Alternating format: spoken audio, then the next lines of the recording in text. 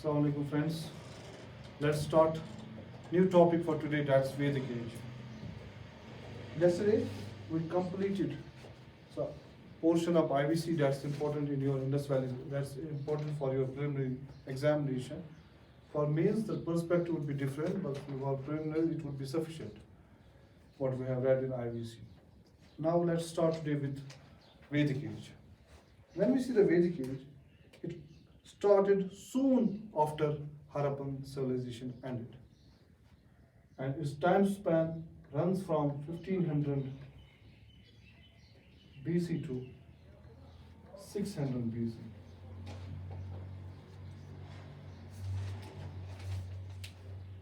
This span of almost 900 years can be itself divided into two spans, early Vedic times and later Vedic times.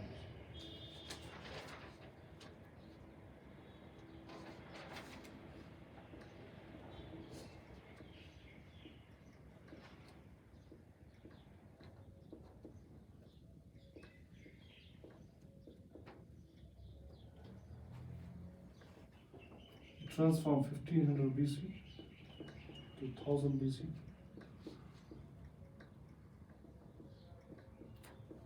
And it will start from 1000 BC to 600 BC.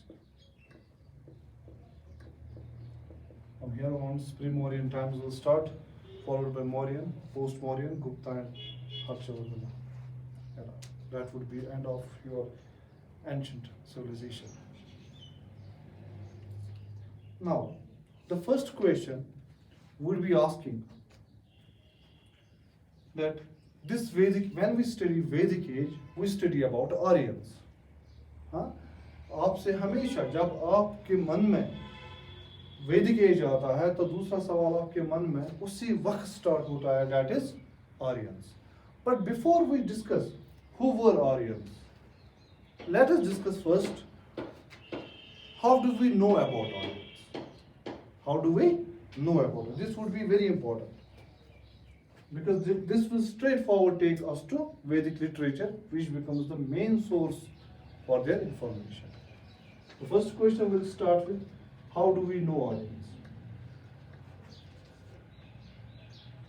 How do we know? Why did I start this from this question? Because यहाँ पे बहुत सारे students गलती करते हैं, बहुत बड़ी गलती करते हैं. जब उनसे ये पूछा जाता है सवाल कि आप आर्यंस के बारे में कैसे जानते हो, तो वो सिर्फ वैदिक लिटरेचर का हवाला देते हैं और यहाँ जाके आपका आंसर इनकम्प्लीट हो जाता है. When I say that how do we know Aryans, we know Aryans from two sources, both literature as well as archaeology. और archaeology अगर हम मेंशन नहीं करेंगे, आपका आंसर इनकम्प्लीट है और उसी वक्त गलत हो जाएगा. और ये सवाल यूपीएससी में पूछा गया है, not in preliminary but in mains.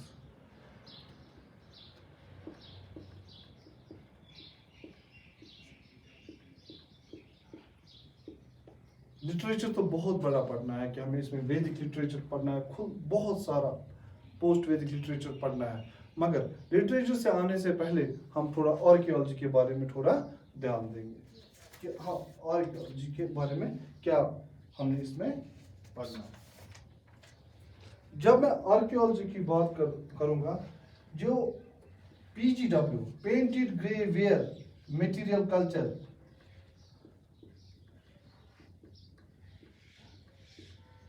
हमें सपोर्ट करना है कैसे आर्कियोलॉजी के how does archaeology help us to know about Aryans. तो PGW material culture जो 900 BC से के onward start हो गया, वो किन के साथ एसोसिएट हो जाता है? लेटर वैदिक Aryans. मीन्स वो यहाँ से ये समझ आता है कि आर्कियोलॉजी में जब हम PGW मटेरियल कल्चर पढ़ते हैं तो हमें किन के बारे में पता चलता है? आर्यंस के बारे में. उसमें से बहुत सारे फीचर्स हैं, suppose wattle and daub houses, bricks, mud bricks, stone baked bricks, वो आपके लिए इंपॉर्टेंट नहीं है. बट इंपॉर्टेंट इज कि अगर आपके लिए पास प्रिलिमिनरी में ये सवाल पूछा गया कि archaeology is there only literature as a source for Aryans, नहीं, आर्कियोलॉजी भी. और इसी तरह जब हमने एक्सकेवेशन की, वहाँ से हमने देखा बहुत सारे कि इनकी कल्टीवेशन, वहाँ से हमने देखा वीट की कल्टीवेशन, राइस की cultivation, use of iron tools, वो भी जब हमने एक्सकेवेट किया तो हमने किसके साथ वो एसोसिएट किया, आर्यंस के साथ। और बहुत सारे इंपॉर्टेंट इंस्क्रिप्शंस,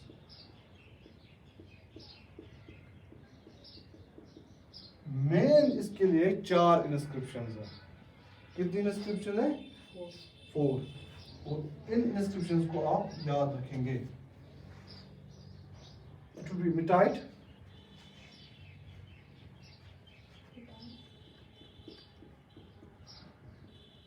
दूसरी कैसाइट, it is Hittite is this one, Kassite and मिटानी।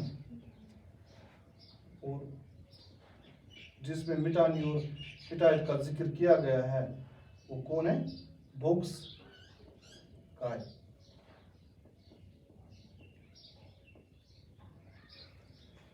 मिटाइट Hittite inscription कहाँ पाई गई? अंटोलिया में। कहाँ? Where is अंटोलिया? कैपिटल है तुर्की की, तुर्की की कैपिटल है। कौन है कैपिटल तुर्की की? अंटोलिया। हिटाइट और कैसाइट कहाँ पाई गई? इराक में। और मिटानी सीरिया में। मिटानी सीरिया में। और बोग्स का जो इनमें से सबसे ज्यादा इंपॉर्टेंट इंस्क्रिप्शन है, जहां से हमें जिस इंस्क्रिप्शन के बेसिस पे हम एस्टैब्लिश कर रहे हैं ये थ्योरी कि ये सेंट्रल एशिया से आया है, that is present in Asia minor. Asia minor. और इसी बोग्स का इंस्क्रिप्शन में इंद्रा का जिक्र किया गया है। किसका जिक्र किया गया है? इंद्रा का, वरुणा का और मित्रा का। किसका? जो किनके इनके गॉड्स थे। किनके गॉड्स थे? और 2 नास्तियास का। किसमें? बोग्स का। ट्रीटी हो गई किनके बीच में? मिटानी और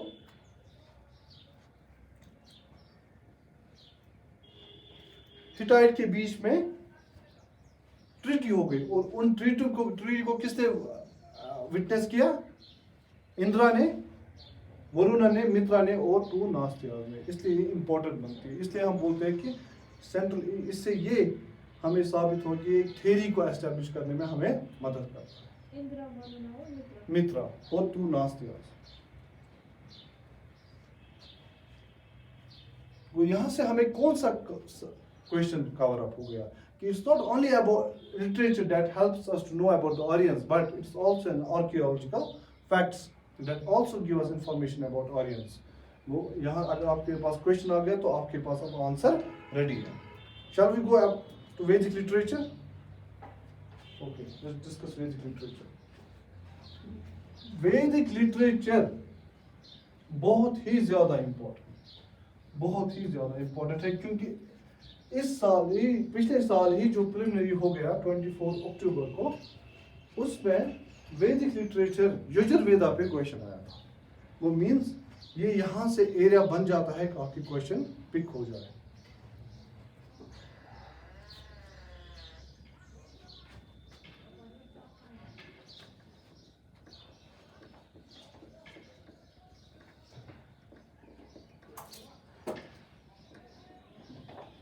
थोड़ा बहुत डिस्क्रिप्शन वैदिक लिटरेचर के बारे में। इसमें हम पढ़ेंगे Vedas. What does word Veda mean? Knowledge. What does it mean? Knowledge. इससे एक और वर्ड आपको पूछा जाएगा, पूछा भी जा सकता है या नहीं भी जा सकता है, that is they are apaurusheya. Means apurushya means they are not composed by any man. They exist in all eternity. They are not come apaurusheya, किसी मैन ने इनको कंपोज नहीं किया है. They were realized by rishis in state of meditation. They were not composed by them. ये पहले Gupta period में इनको लिखा गया. उससे पहले जब वेदास जो ऋषिस के पास उन्होंने ये रियलाइज किया तो उन्होंने ऑरली इसको ट्रांसमिट किया पहले, word by word, shloka by shloka. आए समझ? और ये these are the oldest surviving books or texts in the Indian subcontinent. ये 3-4 पॉइंट्स आपके लिए बहुत ही ज्यादा इंपॉर्टेंट है. And when we study Vedas, हम वैदिक लिटरेचर को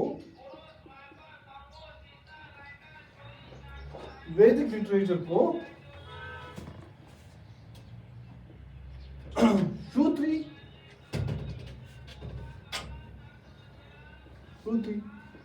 एंड सूत्रा लिटरेचर में क्लासिफाई करते हैं. Shruti, what does word shruti mean? They have been heard. इसमें क्या क्या आएगा? इसमें आएंगे 4 वेदास, संहितास. इनमें मैं टेबल बनाऊंगा, टेबल की फॉर्म में, क्योंकि इसमें मैं जो भी कवर करूंगा यहीं करूंगा. संहितास, फिर उसके बाद क्या आता है? ब्राह्मणास,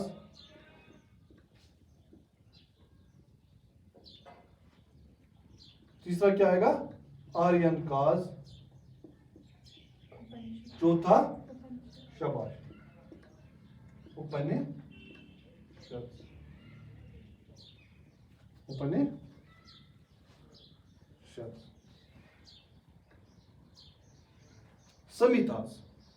संहितास है जो ओल्डेस्ट फॉर्म है, वेदास का ओल्डेस्ट फॉर्म है, जहां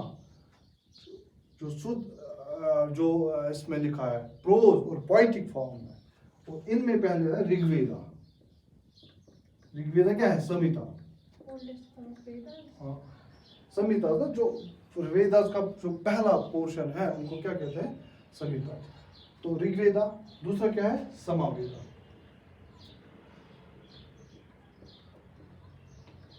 तीसरा यजुर्वेदा.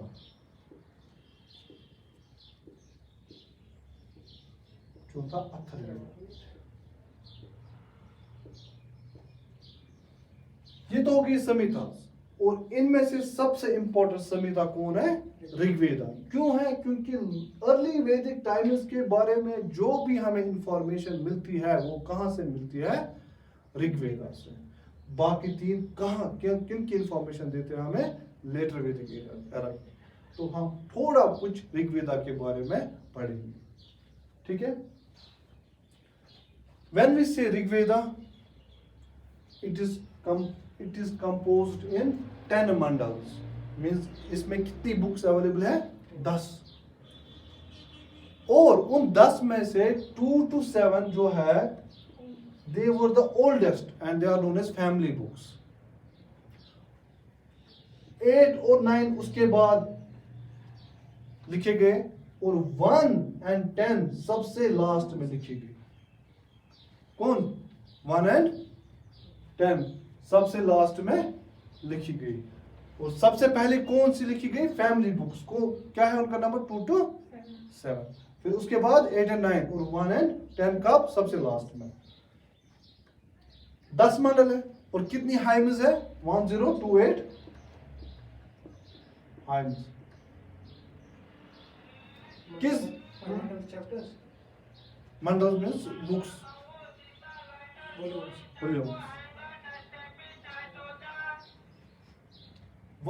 और सबसे ज्यादा हाइम्स किस गॉड के लिए वहां लिखी गई है? इंद्रा के बारे में. और सबसे देखो यहां पे कंफ्यूजन है. मे बी आपके लेवल पे ना पूछा जाए, मगर जो बाकी किसी एग्जाम के लिए प्रिपेयर करेंगे, जो मेनली एमसीक्यू बेस्ड एग्जाम हो, और जो ज्यादा किस पे ध्यान दे रहे हो? फैक्ट बेस्ड नॉलेज पे। इंदिरा के बारे में तो सबसे ज्यादा हाइम्स है, मगर जो पहली हाइम डेडिकेट हुई है वो किसके किसके लिए हुई है? अग्नि, अग्नि गॉड की। 3 मंडल ज्यादा इंपॉर्टेंट है आपके लिए। मंडल 3 क्यों है इंपॉर्टेंट? हाँ, गायत्री मंत्र किस में लिखा है? मंडल 3 में।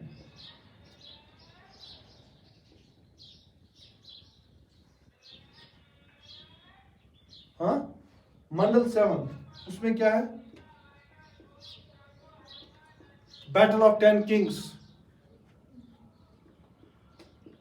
और बैटल ऑफ 10 किंग्स किस रिवर पे, ये ज्यादा इंपॉर्टेंट है। किस रिवर पे लड़ा गया था? रिवर रावी।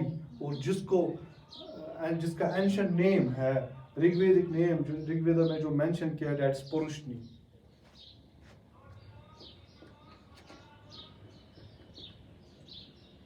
और मंडल 9 क्यों इंपॉर्टेंट है? क्यों? क्योंकि इसमें जिक्र किया गया है सोमा ड्रिंक का। जो इंटॉक्सिकेटिंग ड्रिंक थी वहां प्रेजेंट, सोमा, उसका वो रेवर करते थे उस ड्रिंक को, तो इंपॉर्टेंट फॉर देम।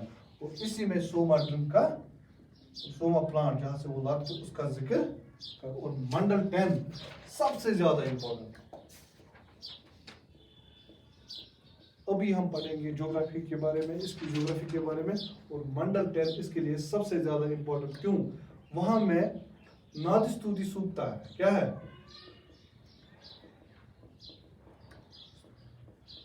और ये हमें बताता है ऋग्वेदिक ज्योग्राफी के बारे में, specially 21 rivers that are mentioned in Rigveda, specially 21। तो यहां से हमें मिलेगी ऋग्वेदिक ज्योग्राफी, स्पेशली 21 रिवर्स। और ये होगी नादिस्तुति। मंडल 10 में ही पुरुषता सूक्ता है, पुरुषता सूक्ता, जिसमें ऑरिजिन है किस सिस्टम का?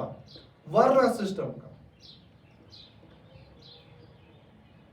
मंडल 10 आपके लिए सबसे ज्यादा इंपॉर्टेंट बनता है। अगर मंडल 3, मंडल 7, मंडल 9 आपको भूल भी गया, मंडल 10 कभी नहीं भूलना चाहिए आपको, बिकॉज ऑरिजिन ऑफ वर्ण सिस्टम जो फिर कल्मिनेट हो गया एंड पे किसमें? जाति सिस्टम में। और उसका ऑरिजिन कहां पे आ रहा है? मंडल 10 ऑफ ऋग्वेदा।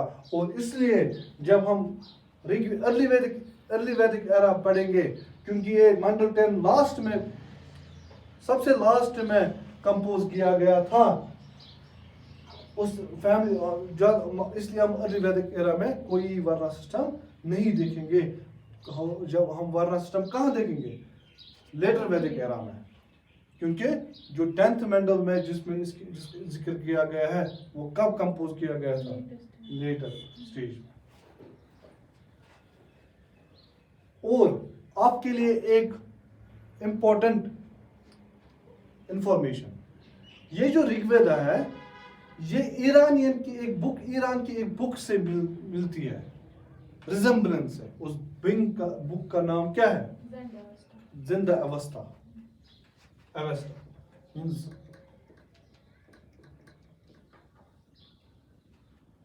ये इंपॉर्टेंट है। कहाँ की बुक है? ईरान। ठीक है,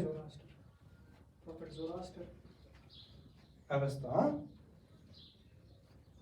और जो इस लैंग्वेज, इनकी लैंग्वेज क्या थी? Indo European family group of languages थी ना, वही इसमें इस्तेमाल किया गया। मींस क्लासिकल संस्कृत जो अभी यूज में है वो पाणिनि ने अष्टदाई में उसको कोडिफाई किया था, मगर यहाँ उसका जिक्र नहीं है। अब ये ये मींस ये क्लासिकल संस्कृत, ऋग्वेदा का संस्कृत अलग है और क्लासिकल संस्कृत अलग है। जो किसने कोडिफाई किया था? पाणिनि ने अपनी बुक अष्टदाई में। ठीक है, यहाँ कौन सी फैमिली लैंग्वेज यूज करे? इंडो यूरोपियन, हाँ, फैमिली ऑफ लैंग्वेज। ठीक है, यहाँ हो गया क्लियर? यहाँ तक ऋग्वेदा ये इन्हीं की इसमें वैदिक एज में उसी का जिक्र किया गया है, क्योंकि पाणिनि ने 2nd सेंचुरी BC में वो अष्टदाई की है, जिसमें संस्कृत ग्रामर को वो संस्कृत ग्रामर पे वो किताब है, तो वो तो 2nd सेंचुरी BC की बात है, तो हम तो अभी 1500 BC के आसपास है। ठीक है, ये हो गया। अब ऋग्वेदा हमने बोला, हमने कुछ इंफॉर्मेशन इसके गैदर की, और जो ऋग्वेदा के जो प्रीस्ट इसको पढ़ते थे उनको बोलते थे, इनको क्या नाम था? होत्री। क्या था?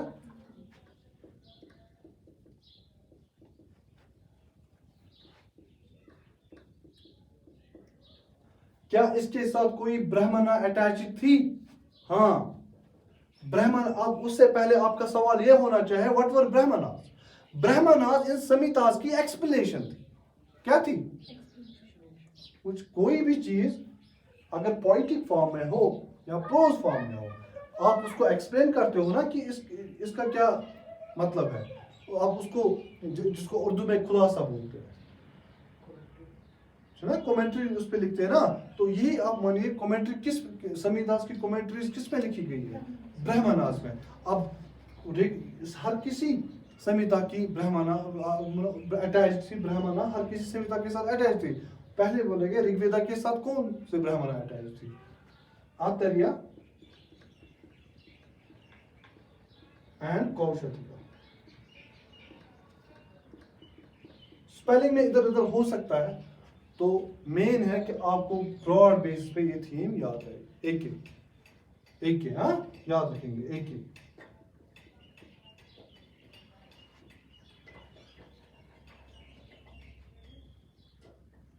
हो गए। अब हम किसके बारे में बात करेंगे? समवेदा के बारे में। समवेदा किसके लिए मशहूर है आपको पता है, और रोज रोज आप सुनते हैं? Musical notes. origin of music, it dates back to Samaveda. Samaveda means ये किसके साथ एसोसिएटेड है? म्यूजिक के साथ। आप में से वहां मैच द फॉलोइंग सवाल आ सकता है कि ये चीज बता, या सिंपली सवाल आ सकता है which are the following Vedas deals with musical notes. आप क्या लिखेंगे? समावेदा। क्या इसके साथ कोई ब्राह्मणा अटैच्ड है? हाँ, कौन सी ब्राह्मण इसके साथ अटैच्ड है? समावेदा के साथ टांडिया, टीजे, जामिया। स्पेलिंग आप ठीक देखेंगे खुद ही।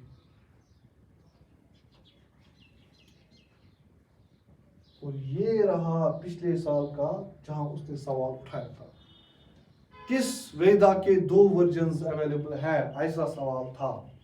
किसके 2 है? यजुर्वेदा के। उसके 2 वर्जन क्या है? कृष्णा एंड शुल्का।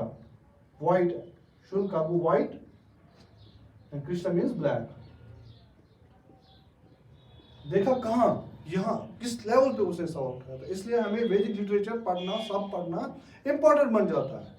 मुझे पता है it's too deep for you, मगर हमें नहीं पता है कि वो किस लेवल पे सवाल उठाएगा।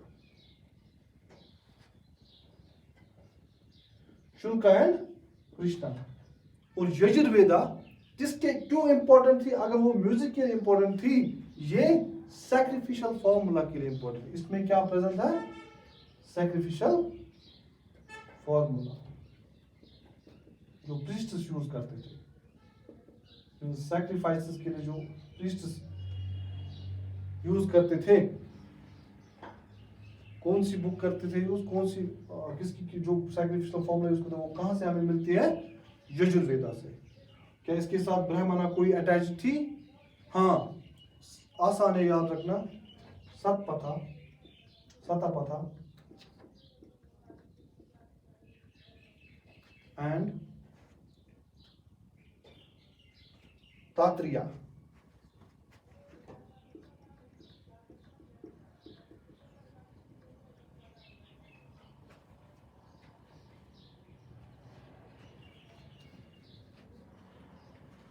और Atharvaveda, the last Veda which we are going to see, it dealt with magical formula to ward off evils.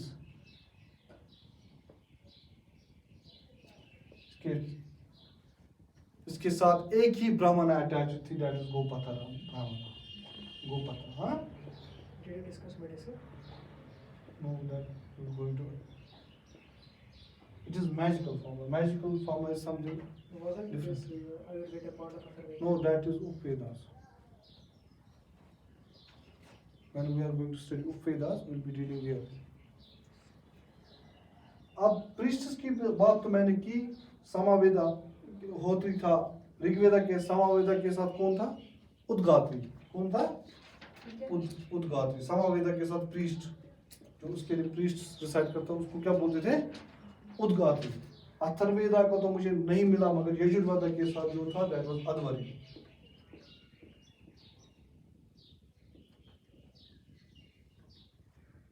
अध्वरी.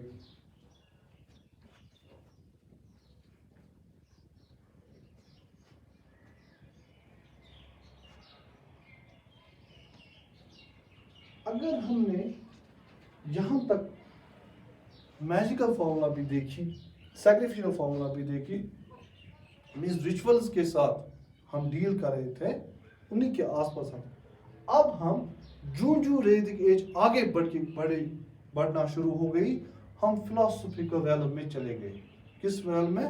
और यहाँ पे हमें दिखेगा फिलोसॉफिकल रैलम. आर्यन का उसको कहते हैं फॉरेस्ट बुक्स. क्या कहते हैं?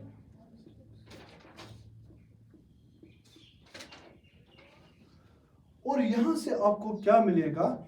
यहां से आपको कोई फॉर्मूला नहीं मिलेगी, बट कि अगर किसी सैक्रिफाइस की बात होगी, उसकी फॉर्मूला नहीं मिलेगी, बट उसकी मिस्टिक टीचिंग मीन्स उसकी फिलोसॉफिकल थॉट प्रोसेस क्या है, मीन्स यहां से हमें अगर हमें सैक्रिफाइस की बात होगी, यहां हमें मिलेगा mistake importance of sacrifice. Means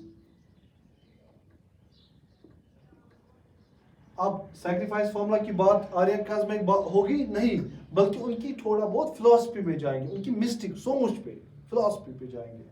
फिर अल्टीमेटली ये फिलॉसफी किन में एस्टैब्लिश होती है? उपनिषद.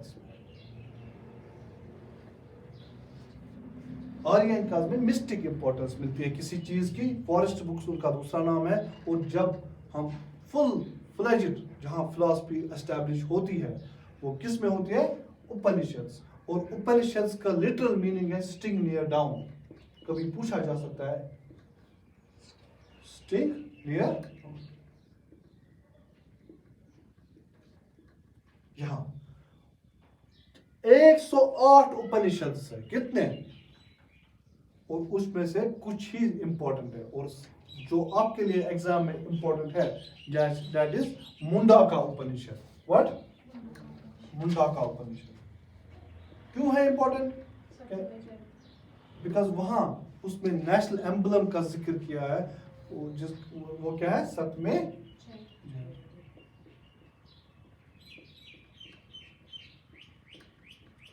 कुछ और भी उपनिषद से, सपोज चंद्रयोगा उपनिषद, बाकी सारे 108 में, मगर मुंडा का उपनिषद क्योंकि इसमें सतमें जयते है, नेशनल एम्बलम की बात हो गई है, सतमें जयते की, तो ये आपके लिए इंपॉर्टेंट है.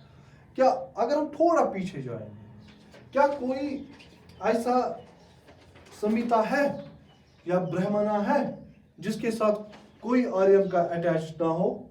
हाँ, बिल्कुल है. यजुर्वेदा के साथ कोई भी आर्यना अटैच नहीं है. दैट मीन्स ऋग्वेदा के साथ भी आर्यना अटैच्ड है, समावेदा के साथ भी, अथर्ववेद के साथ भी, मगर यजुर्वेद के साथ कोई भी आर्यन का अटैच नहीं है. ये एक हार्ड फैक्ट. यजुर्वेदा के साथ.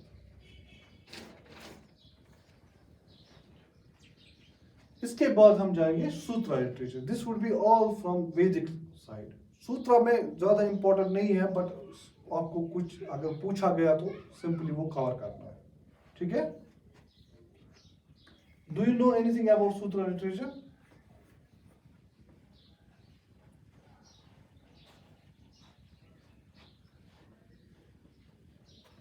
सूत्रा में पहले पढ़ेंगे हम वेद अंगास. क्या पढ़ेंगे?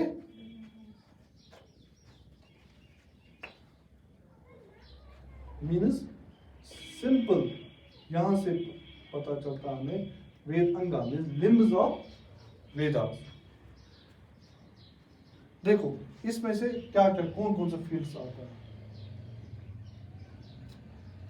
शिक्षा,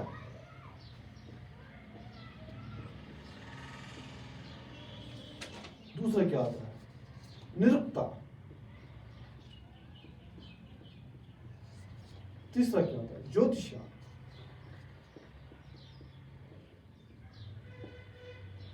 चौथा क्या आता है, चंदा,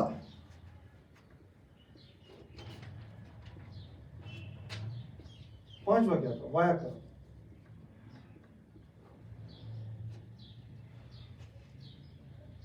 सबसे लास्ट में आप क्या आता है, काल्पा। देखो हमने ऋग्वेद आप पढ़े, हाँ कैसे पढ़ रही है, हम जब कोई भी लैंग्वेज पढ़ते हैं, कोई भी लिटरेचर तो हम उसका फोनेटिक्स पढ़ते हैं ना, हाँ कि कैसे पढ़े, कौन सी आवाज यूज करनी है। तो शिक्षा इट इज फोनेटिक्स। और एटिमोलॉजी, कहां से ये वर्ड आया था, इसका ओरिजिन क्या है, तो वो क्या डील करता है, निरुक्ता, एटिमोलॉजी। ये तो आपके सामने सीधे, ज्योतिषा तो आप सीधे बता सकते हो, it will be dealing with astronomy. और ये मैट्रिक्स,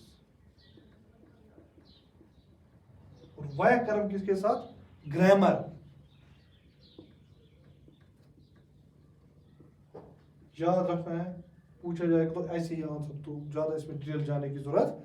और काल्पा रिचुअलिस्टिक साइंस, जो रिचुअलिस्टिक साइंस होगा उसमें वेदांगास में क्या पढ़ते हैं हम, काल्पा।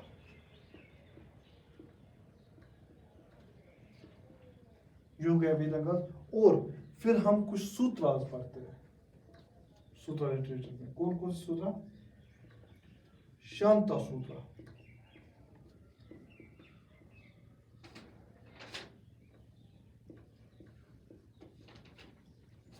ग्रह सूत्र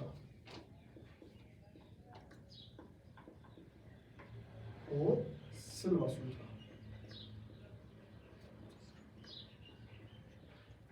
शांता सूत्र किस में हम यूज करते थे, पब्लिक सैक्रिफाइसेस में, किसमें, पब्लिक सैक्रिफाइसेस। जो किंग आवाम के साथ जो सैक्रिफाइस करता था, उसमें किन सूत्रा का यूज होता था, शांता सूत्रा। किसका, और ग्रह सूत्रा, तो यहाँ ग्रह तो वर्ड ही सब बता रहा है कि ग्रह क्या होगा, हाँ डोमेस्टिक, घर की सैक्रिफाइस, डोमेस्टिक सैक्रिफाइस। और ये यहां से आपका इंपॉर्टेंट सवाल है, सिल्वा सूत्र। यहाँ से मेजरमेंट, इसमें मेजर एंगल और मेजरमेंट का जिक्र हुआ है। जब हमें फायर ऑल्टर्स बनाने थे तो हमें वो ऐसे रॉ बनाओ, क्रूड फॉर्म्स, उसमें डिफरेंट एंगल्स का यूज किया जाता, मेजरमेंट का यूज किया जाता। और उनका जिक्र किस में था, मेजरमेंट एंगल्स। हाँ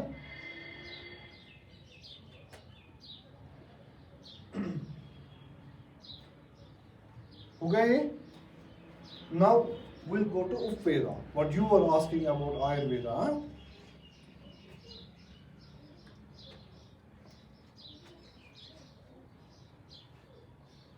कीजिए कॉपी।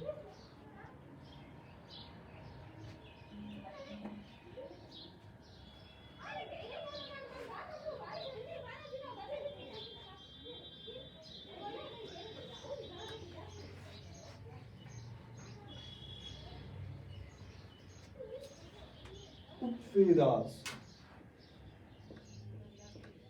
इनका दूसरा नाम सब्सिडरी वेदास। क्या है नाम, फॉर सब्सिडरी वेदास।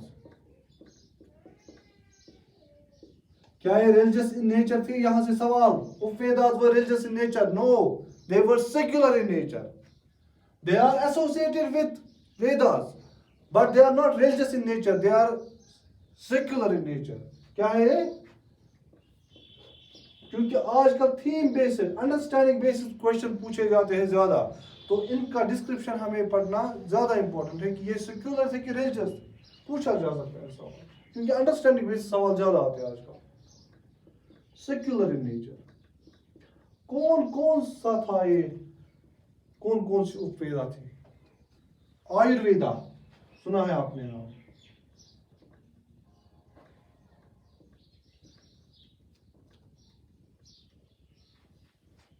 गंधर्वेदा,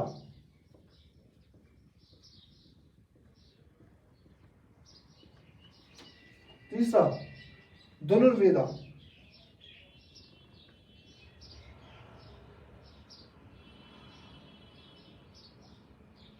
चौथा कौन सा है? शिल्पा वेदा। शिल्पा शेट्टी नहीं, शिल्पा वेदा।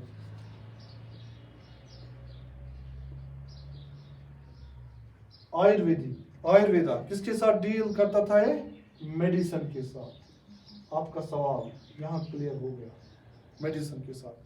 किस वेदा के साथ ये एसोसिएटेड था? ऋग वेदा के साथ। किसके साथ?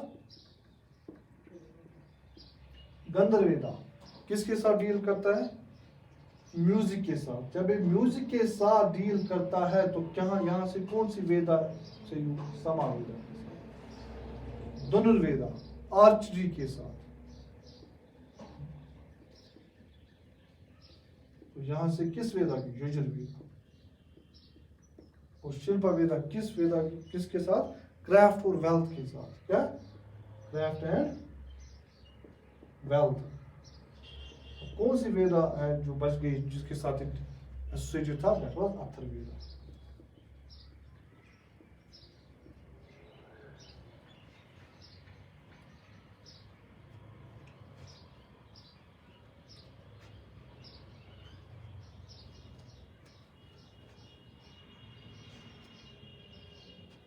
क्लियर हो गया? Is it clear? As of now, we have studied some portion of Vedic literature, but I'll be concluding this Vedic literature by telling you about two epics, two great epics, two Mahakaviyas. I will not be dealing with Puranas here. When I will discuss Gupta literature, I'll be discussing Puranas there only, because they were composed in Gupta age. So it is not imperative for you to study Puranas here. It is imperative for you to study Puranas in Gupta times.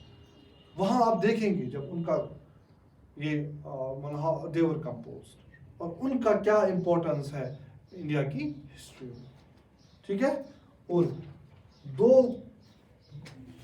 बहुत ही ज्यादा important epics का जिक्र करूंगा। That will come, by that we will complete our Vedic literature. कौन सी दो epics थी? आप सबको पता है, एपिक्स और महाकवियाँ। एक थी रामायण, दूसरा, ये तो आसान है, तो क्वेश्चन कहां से आएगा? यहां से क्वेश्चन कहां से आएगा? किसने कंपोज की थी? वाल्मीकि ने। और महाभारत किसने कंपोज की थी? वेद व्यास। और क्वेश्चन यहां तक तो सबको पता है, मगर क्वेश्चन इसके बाद है, ओल्डेस्ट इनमें से कौन है? ओल्डेस्ट रामायण है। और लेंथीएस्ट कौन है? महाभारत। तो यहां ही सवाल है, छुपा कहां है? तीसरी लेवल पे छुपा है, ब्रीथ। यहां पे सवाल है। कैसे पूछ सकेगा सवाल? Mahabharat was composed, is a great epic of Vedic age. It was composed by Ved Vyas and is the name statement is the oldest epic. तो दूसरा स्टेटमेंट गलत, पहला ठीक। तो ऑप्शन पहला करेक्ट आएगा, फिर बाकी के ऑप्शन हमको एलिमिनेट करना है। आया सवाल कहां से? ऐसे ही सवाल अंडरस्टैंडिंग, क्या आप डायरेक्ट नहीं पूछेगा कि इसका ऑथर कौन था, वो वक्त गया। क्लब करेगा आपकी नॉलेज को, आपके पास कितनी नॉलेज है, या पीछे स्टेटमेंट्स बेसिस सवाल देगा कि आपको पीछे ले जाएगा।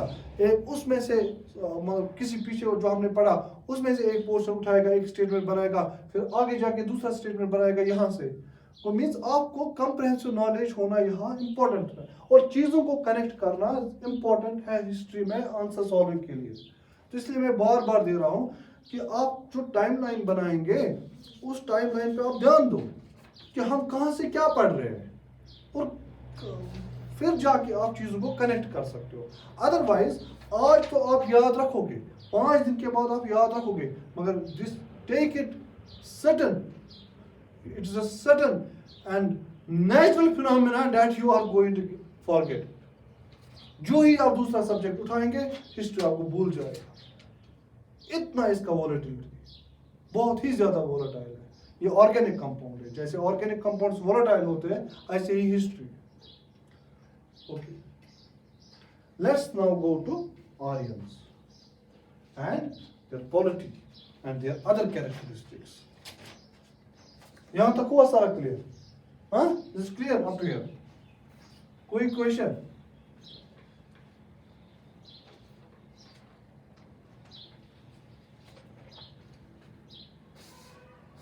हमने इससे पहले जब ये टॉपिक हमने स्टार्ट किया था, we started with the question where did Aryans come from. Now we will start with the question who were Aryans? Who वर?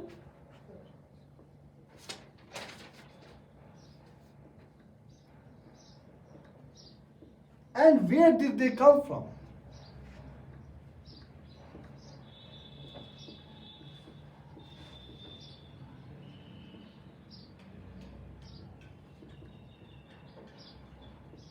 इसका तो थोड़ा आंसर है, मगर ये सारा पोर्शन ये वाला सारा डिबेट में चल रहा है। आर्यंस, हम इतना ही जवाब देंगे हमारे प्रिलिमिनरी के लिए कि आर्यंस ओरिजिनल inhabitants नहीं थे, they were foreigners who settled in India in Sapta Sindhu region first, then migrated to different parts of India. वो आपके लिए यहाँ स्टेटमेंट्स आएगी Aryans were the original inhabitants of India, statement बन वहीं गलत, क्योंकि इतना तो एस्टैब्लिश है कि ओरिजिनल इनहैबिटेंट्स वो नहीं थे। फिर क्या थे वो? Foreigners who settled first in Sapta Sindhu region, then later migrated to different parts of India. Where did they come from? This is a debate.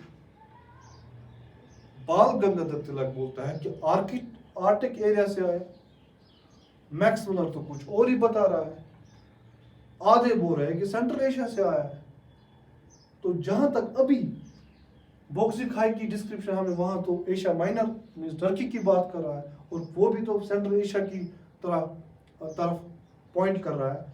तो अभी जहां तक थोड़ा बहुत कॉम्प्रिहेंसिव कुछ एस्टैब्लिश हुआ है कि सेंट्रल एशिया से आए हैं। कहां से? सेंट्रल एशिया से। क्या यहां सवाल आएगा? नहीं आएगा, बिल्कुल नहीं आएगा, क्योंकि थियोरेटिकल बेस अभी तो मॉडल अभी तो रिसर्च पे ही है। क्योंकि रिसर्च पे है तो सवाल नहीं आएगा, क्योंकि जब तक हिस्टोरिकल फैक्ट एस्टैब्लिश नहीं होगा तब तक वहां से सवाल नहीं आएगा। इसलिए मैंने आपको बिल्कुल भी कल इंडस वैली सिविलाइजेशन का डाउनफॉल नहीं पढ़ाया, क्योंकि उसमें भी डिफरेंट थ्योरीज है। वहां भी है Aryan invasion theory, monsoon link theory और डिफरेंट थ्योरीज। तो इसलिए मैं, क्योंकि एस्टैब्लिश्ड फैक्ट नहीं है अभी, तो सवाल आने के चांसेस नहीं है। तो पहले हम जो आर्यंस के बारे में पढ़ेंगे, और ऋग्वेदा जो कि हमें आर्यंस के बारे में कौन बोलता है, कौन सा वेदा हमें आर्यंस के बारे में बोलता है? ऋग्वेदा। तो हम जब ऋग्वेदा बोलता है तो हम ऋग्वेदा उसकी पहले क्या बोलेंगे? ज्योग्राफी। ज्योग्राफी से हमें कि ये आर्यंस ने कहाँ कंपोज की थी? सप्त आर्यंस कहां से मिलता है? ऋग्वेदा से। क्या पढ़ेंगे हम पहले? ज्योग्राफी, ये क्या क्या जानते थे और किसका जिक्र ऋग्वेदा में किया गया है।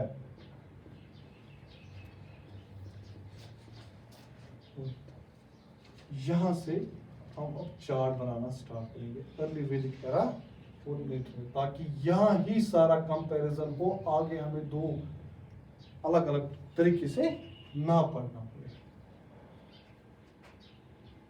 Did Aryans knew about Himalayas? Are Himalayas mentioned in Rig Veda? Huh? How do we know it? Himalaya. Because Munjawat peak is mentioned. Or when they would have come from Central Asia, they would have to cross Hindu Kush mountains. Or that means it can be understood that they knew about Himalayas. Means Himalayas का जिक्र है. Especially Munjawat peak. Munjawat peak किसके लिए famous था? Soma drill के. Soma plant वहां से लाते थे, फिर उसका ड्रिल बनाते थे. ठीक है ना? कहाँ गया ये ऋग्वेदा? इसको कहाँ कंपोज किया गया? सप्त सिंधु रीजन में. इसमें पंजाब एरिया में. इंडस और इसकी 5 ट्रिब्यूटरीज जहां जहां बन रही है, तो वही एरिया है सप्त सिंधु. क्या ऋग्वेदा में रिवर्स का जिक्र है? हाँ है, अभी बताया. नाद स्तुति सूक्ता मेंशन अबाउट 21 रिवर्स. और वो रिवर्स, उनका जो ऋग्वेदिक नेम है, वो आपके लिए क्वेश्चन बनता है. 1000 बार पूछा गया होगा कि इस रिवर का एंशिएंट नेम क्या था. तो रिवर्स मैं कुछ यहाँ जिक्र करूंगा, तो बाकी आप खुद देख लेंगे. ठीक है, मैं इंपॉर्टेंट का जिक्र करूंगा. कौन से रिवर्स? इंडस क्या था इसका नाम पुराना? सिंधु. चिनाब क्या था? आस्किनी. अक्सनी की आस्किनी, ये देख लेना. ठीक है. रावी, जहां बैटल ऑफ 10 किंग्स, क्या था उसका नाम? अभी भी बताया इससे पहले. पुरुषनी. आपके लिए इंपॉर्टेंट. जहलम, क्या था उसका नाम? वितास्ता. बियास, उसका नाम क्या था? विपासा. सतलुज, उसका नाम क्या था? सतुद्री. सुतुद्री.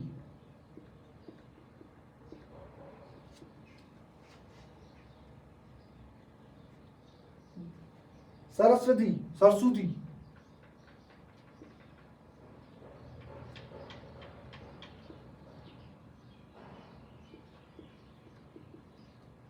गोमल, अफगानिस्तान में है. गोमती.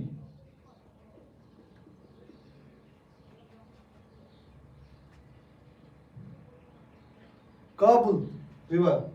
कूबा.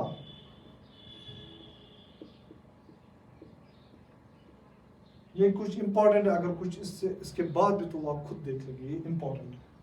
ठीक है. और जिस रिवर का सबसे ज्यादा जिक्र किया गया है ऋग्वेदा में, कौन है वो रिवर? इंडस. और सबसे ज्यादा रेस्पेक्ट किस और सबसे ज्यादा पायस कौन सा रिवर माना जाता था? सरस्वती. गंगा का जिक्र कितनी बार है ऋग्वेदा में? 1 बार. यमुना का आधा जगह पे लिखा है 2 बार, आधी जगह पे लिखा है 3 बार. इंपॉर्टेंट नहीं है, तो दैट्स व्हाई इट डजंट. और इंपॉर्टेंट है कि बैटल ऑफ 10 किंग्स किस रिवर पे हो गया था? रावी पे पुरुष. ये इंपॉर्टेंट है आपके लिए, बहुत ही ज्यादा इंपॉर्टेंट है. ठीक है. और यहां से हम इसकी कंपैरिजन में हम देखेंगे लेटर वैदिक ज्योग्राफी के बारे में, है ना? क्योंकि ज्योग्राफी इंपॉर्टेंट पार्ट करते हैं हिस्ट्री में. क्योंकि जहाँ जो ज्योग्राफी ये करेगी, फेवर करेगी, वहीं सेटलमेंट जाना शुरू करे. और जहां सेटलमेंट एस्टैब्लिश होगी, वहीं जाके उनकी हिस्ट्री बनेगी.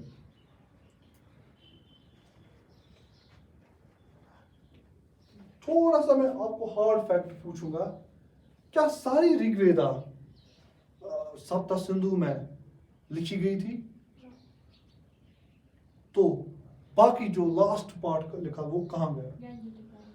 वो लिखा था कुरु पंचाला रीजन में. कहाँ? कुरु पंचाला, इस कुरुक्षेत्र के इर्द गिर्द. अब जब हम लेटर वैदिक एरा की बात करेंगे तो हम पहले ही बताएंगे कि यहां तो टेरिटोरियल डिवीजन की बात की है। टेरिटोरियल डिवीजन की कहां कहां की टेरिटोरियल,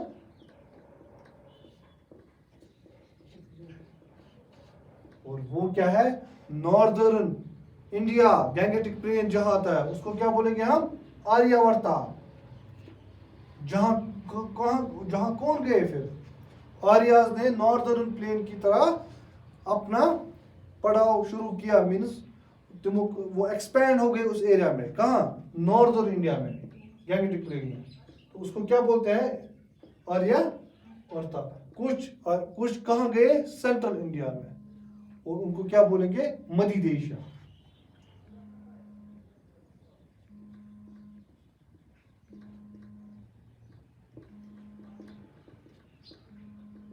और कुछ साउथ की तरह एक्सपैंड हो गए, उनको क्या हुआ, दक्षिणा भारत।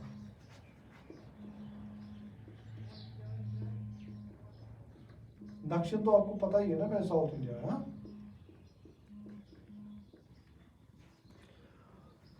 यहां हिमालयाज का जिक्र किया गया था अर्ली वैदिक एरा में, मगर यहां एक और का जिक्र है जो कि अर्ली वैदिक एरा में नहीं किया गया था, माउंटेन रेंज का। किस माउंटेन रेंज का, इंपॉर्टेंट है वो, विंध्यास। विंध्यास का जिक्र किस में किया गया था, लेटर वैदिक एरा में, ठीक है।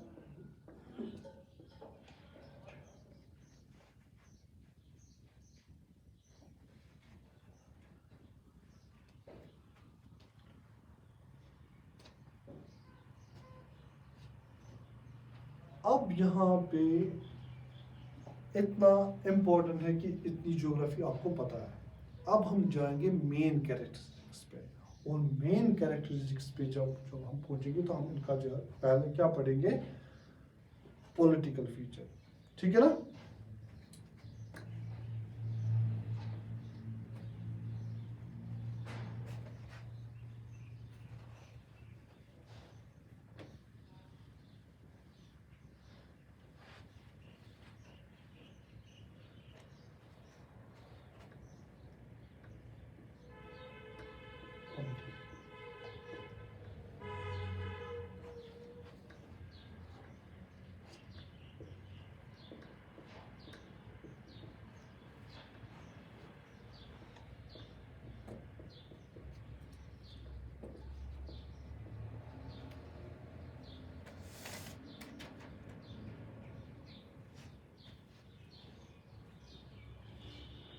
अब इनके बारे में क्या पढ़ेंगे, इनके पॉलिटिकल फीचर्स के बारे में, ठीक है ना।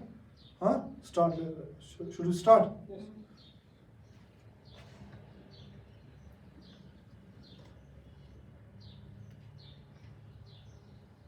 अर्ली वैदिक एरा में ट्राइबल पॉलिटी क्या थी, ट्राइबल पॉलिटी।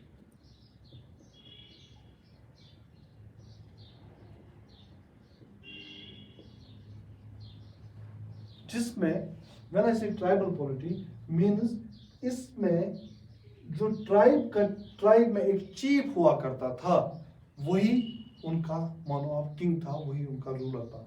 और उस चीफ का नाम क्या हुआ करता था, राजा। क्या था, राजा। ट्राइबल पॉलिटी मीन्स, और एसोसिएशन किस बेसिस पे थी, आपस में क्लान एसोसिएशन थी मीन्स, और उसको एक बड़ा जो जुट, जो पूर्ण किंग, ये पूरी तरह से किंग नहीं था, जिसको हम ये एक मुखिया जैसा था, एक ट्राइबल चीफ जैसा था, क्योंकि ट्राइबल पॉलिटी थी तो ट्राइबल चीफ, उस ट्राइबल चीफ को क्या हम बोलते थे, राजन। क्या ये राजन हेरिडिटरी था, आप क्या बोलेंगे, हाँ ये था हेरिडिटरी। क्या था, हेरिडिटरी। इसकी जब राजन की कैरेक्टरिस्टिक्स थे बोलेंगे, ये क्या था, इसका हेरिडिटरी। क्या मगर प्राइमोजेनिटर एस्टैब्लिश हुआ था। प्राइमोजेनिटर आपको पता है कि सपोज मेरा बाप चीफ है, तो जब मेरे बाप के बाद बड़ा बेटा चीफ बनेगा, उसको बोलते हैं प्राइमोजेनिटर। नहीं, कोई जब इनमें प्राइमोजेनिटर था ही नहीं, तो कोई भी बेटा या कोई भी बन सकता था क्या, ruler What is the word? प्राइमोजेनिटर क्या ओस नो प्रैक्टिस ऑफ प्राइमोजेनिटर क्या एब्सेंट ये क्या थी एब्सेंट हाँ क्या राजन के पास अनलिमिटेड पावर्स थे डिवाइन पावर्स थे अनलिमिटेड पावर्स तब आते हैं जब वो क्लेम करेगा मेरे पास डिवाइन पावर्स थे क्या उसके पास थे नहीं उसके पास वो पावर्स अभी नहीं थे क्योंकि हम अभी देखेंगे ट्राइबल असेंबलीज उनकी उसके पावर्स को चेक करती थी क्या करती थी चेक करती थी इसके पास राजा के पास अनलिमिटेड पावर्स थे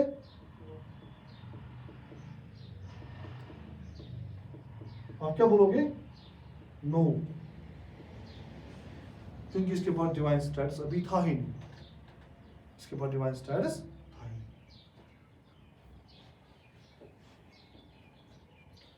ये क्या करता था राजन एक तो ये हेड था चीफ था दूसरे साथ क्योंकि वहां अभी जस्टिस सिस्टम एस्टेब्लिश नहीं था को means Rajan he fountain head of justice था जस्टिस निजाम भी कौन चलाता था राजन कौन जस्टिस निजाम भी कौन चलाता था क्या राजन को कोई ऑफिसर्स थे जो उसको गाइड करते थे आप क्या बोलोगे हाँ क्या पहले पुरोहिता कौन कौन से ऑफिसर्स थे पुरोहिता किसका नाम पुरोहिता प्रीस्ट्स थे कौन थे और दो का नाम इंपॉर्टेंट है विश्वामित्रा एंड वशिष्ठा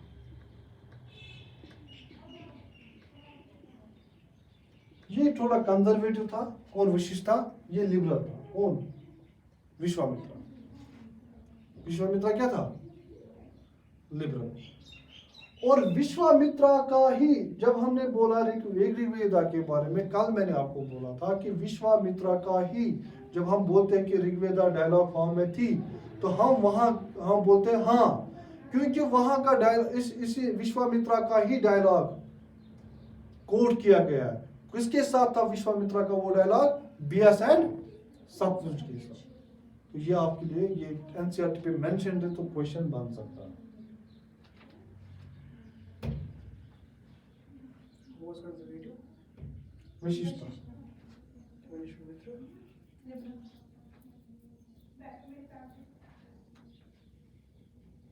और यही प्रीस्ट इस राजन को क्या करता था अपॉइंट किस सेरेमनी में अभिषेक सेरेमनी में किसमें ये प्रीस्ट है ना पुरोहिता ये क्या करता था राजन को अपॉइंट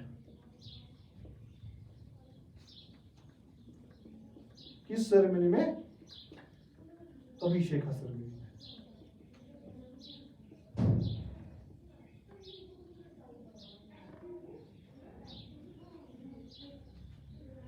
क्या इसके पास सिविल एडमिनिस्ट्रेशन थी नहीं अभी एडमिनिस्ट्रेशन नहीं आई अब इंपॉर्टेंट एडमिनिस्ट्रेटिव डिवीजन क्या थे अर्ली वैदिक एरा में एडमिनिस्ट्रेटिव डिवीजन क्या थे देखो क्या थे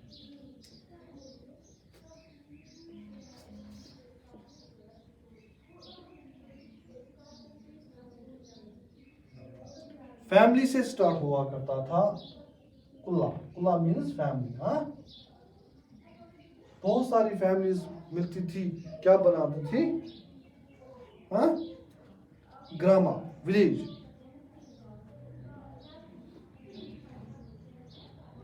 बहुत सारे ग्रामा मिलते थे बनाते थे क्लान विस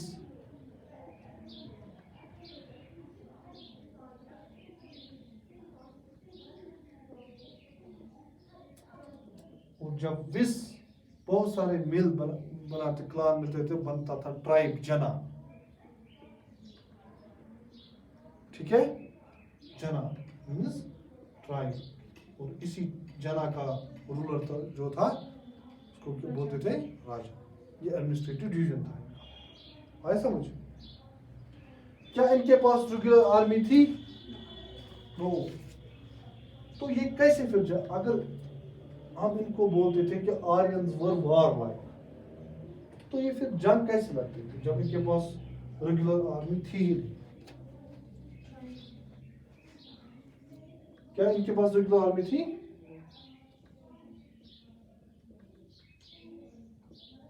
नो। क्या करते थे जब इनको जरूरत पड़ती थी तो ये डिफरेंट डिफरेंट विलेजेस या क्लान से वो मोबिलाइज करते थे वो आर्मी। और उनको कौन ये कर रहा था, जो उनको जो उनको ऑफिशियल सुपरवाइज करता था उसको बोलते थे सेनानी, कमांडर इन चीफ। ठीक है, तो मगर रेगुलर आर्मी नहीं थी। और इनके पास किस किस्म के वेपन्स थे? आयरन के बने, क्योंकि हमें पता है कि आर्यन एज में, अर्ली वैदिक एज में किन आयरन का यूज हुआ। तो इनके पास भी आयरन वेपन्स थे, सपोज बोज थे, एरोज थे। ठीक है, इनके पास थे, टूल्स थे आयरन के। किस में भी थोड़ा प्रेजेंट। तो दूसरी चीज, क्या इनके पास जब रेगुलर आर्मी थी मगर एक इनके पास था कि ये सुपरविजन रखे क्या हो रहा है, स्पाइस इनके पास हुआ करते थे। इनके पास क्या इसमें इलेक्शन का, राजन को इलेक्ट करने का जिक्र है अर्ली वैदिक एरा में? हाँ, इसमें इलेक्शन कुछ, there are certain references to this कि the tribal assembly used to elect Rajan. There are certain है तो कुछ है ना, hereditary main था, general character. There are कुछ references. There are some references where there's a where it points that Rajan was elected by tribal assemblies. याद है सब? याद। अब यहाँ हम ट्राइबल असेंबलीज का जिक्र करेंगे और ये बहुत ही ज्यादा इंपॉर्टेंट है, बहुत ही ज्यादा इंपॉर्टेंट। 3 असेंबलीज मेनली थी। क्या क्या थी? सभा, समिति एंड विधाता।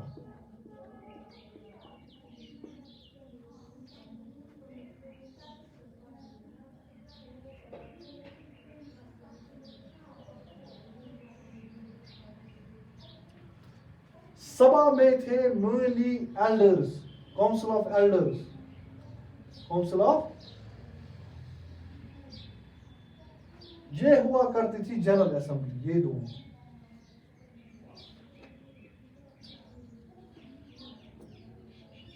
ठीक है ना?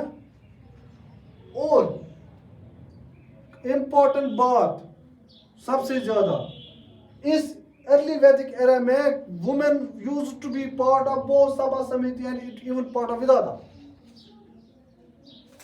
और later Vedic era में आप देखोगे कि women इनका part थी नहीं, मगर यहाँ थी। सभा important council of elders, समिति was general assembly, विधाता भी, और ये deliberative functions करते थे ज्यादा। और ये इनको पावर, सभा और समिति किसका पावर चेक करते थे? राजन का, क्योंकि उसके पास जो अनलिमिटेड पावर्स नहीं थे। अगर इलेक्शन करना था किसी सूरत में राजन का, तो कौन सी असेंबलीज करती थी? सभा और समिति, है ना? अब हम थोड़ा इसके बाद हम कंक्लूड करेंगे, लेटर वैदिक एरा के बारे में पढ़ेंगे क्या था। वहां तो टेरिटरी का कोई नाम निशान ही नहीं था। माता सारी एसोसिएशन के किसके साथ थी? जाना के साथ, ट्राइब के साथ। मगर यहाँ टेरिटोरियल आइडिया ने मोमेंटम, टेरिटोरियल आइडिया गेन्ड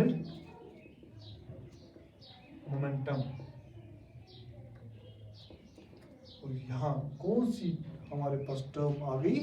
जाना पदा, जाना पदा। यहाँ के किंग के पास अब डिवाइन पावर्स आना शुरू हो गई। मींस किंग के पावर्स अब ज्यादा, राजन के पास उतने पावर्स नहीं थे। यहाँ किंग के पास क्या आ गए? Divine powers. वहां तो हमने बोला कि कोई सिविल एडमिनिस्ट्रेशन नहीं थी, मगर यहाँ सिविल एडमिनिस्ट्रेशन बनाना शुरू हो गया। वहाँ जो टैक्स कलेक्टर था, जो या टैक्स ट्रेजरर था, वहाँ उसकी जरूरत नहीं थी। क्यों? जो किंग को टैक्स, ये इंपॉर्टेंट है, याद रखना, बाली टैक्स है क्या? बाली अर्ली वैदिक एरिया में वॉलंटरी ऑफरिंग थी, मीन्स खुद लोग दिया करते थे। किसको? राजन को। मगर यहां वो वॉलंटरी नहीं रह गई, यहां वो कंपलसरी हो गई। क्या हो गई? कंपलसरी हो गई। और यहां हमें उसके लिए उसको ट्रेजरर रखना जरूरी था, रखना था ना। और उस ट्रेजरर का नाम क्या रखा हमने, जो इंपॉर्टेंट है आपके लिए, संग्रहित्री। क्या?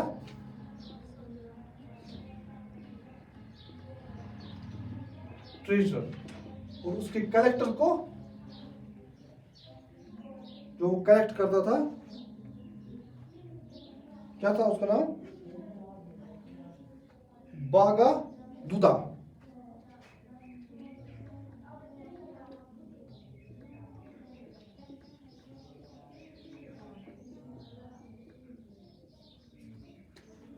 ठीक है?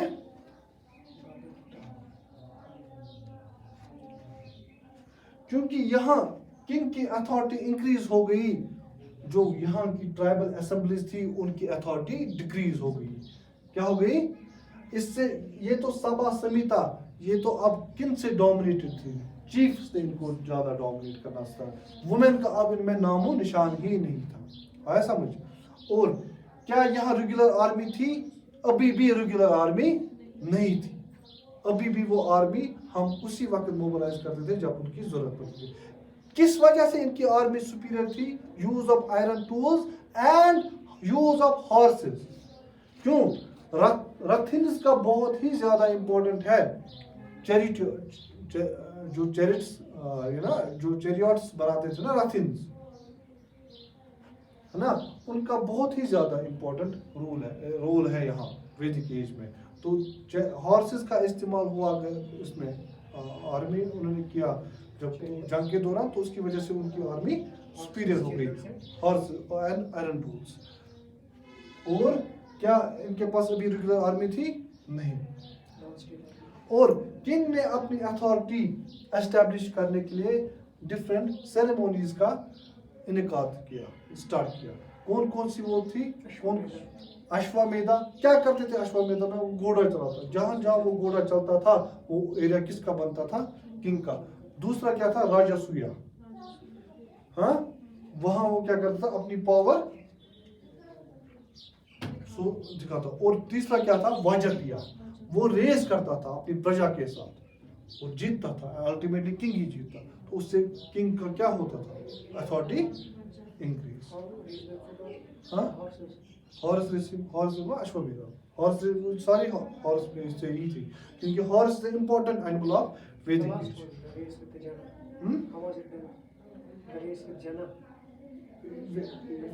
नहीं, रेस तो हॉर्स राइड में चैरियट्स का यूज किया।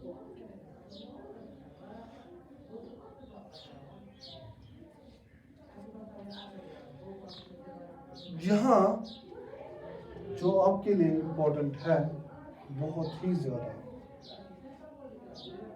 हमने अर्ली वैदिक एरा में कहीं प्रोविंशियल गवर्नमेंट या आउटलाइंग एरियाज का जिक्र देखा नहीं। यहाँ बिगनिंग हो गई, लेटर वैदिक एरा में बिगनिंग हो गई। किसकी?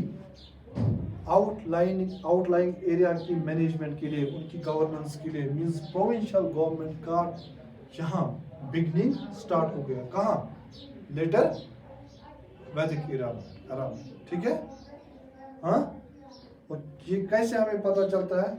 क्योंकि हमें एक ऑफिसर सतापाती, STHAPATI,